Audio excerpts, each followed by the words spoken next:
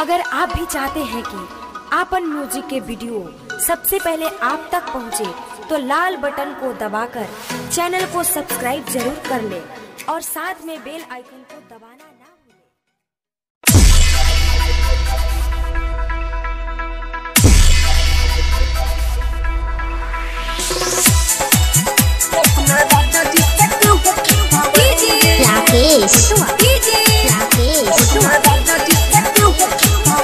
आप सुन रहे हैं विकास बेदर्दी को।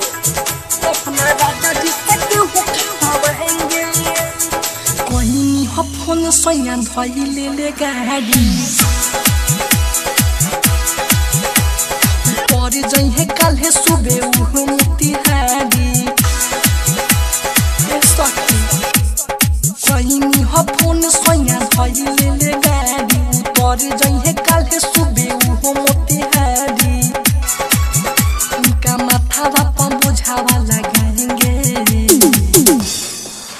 जाके हसुआ में दर्द धरावाएंगे अपना राजा जी से गेहूं कटवाएंगे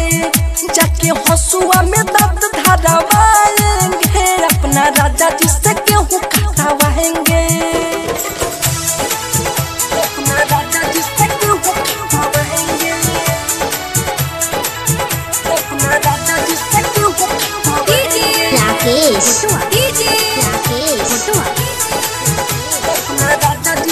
कटवाएंगे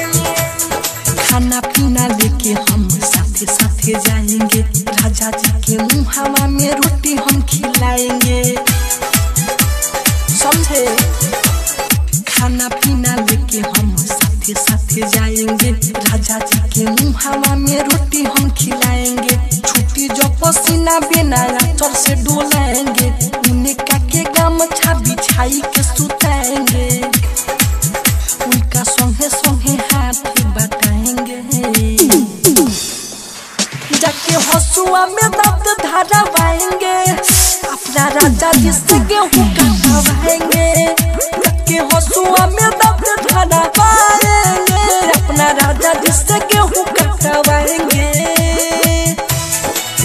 अपना राजा जी से गेहूं कटवाएंगे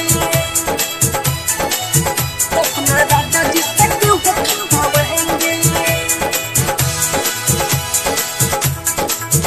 अपना राजा जी से गेहूं कटवाएंगे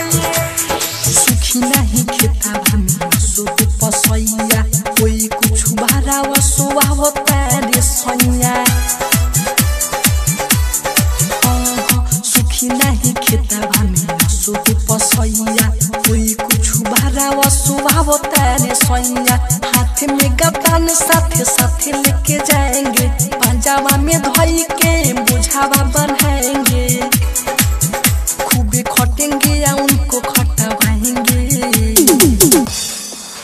जाके हसुआ में दर्द धरावाएंगे अपना राजा जी से गेहूं कटवाएंगे जाके हसुआ में दर्द धरावाएंगे अपना राजा जी से गेहूं कटवाएंगे अपना राजा जी से गेहूं कटवाएंगे अपना राजा जी से गेहूं कटवाएंगे अपना राजा जी से गेहूं कटवाएंगे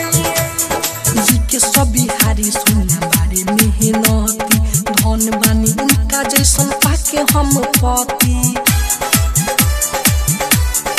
आए हैं जी के सब बिहारी सुनना बारे मेहनती धन बानी उनका जैसन पाके हम पति बिका सब दर्दी राजा साथे साथे जाएंगे उनसे भी खेतावा में कटनी कराएंगे पशु उनको भी खूबे खटवाएंगे जाके हसुआ में दर्द धरावाएंगे अपना राजा जी से गेहूं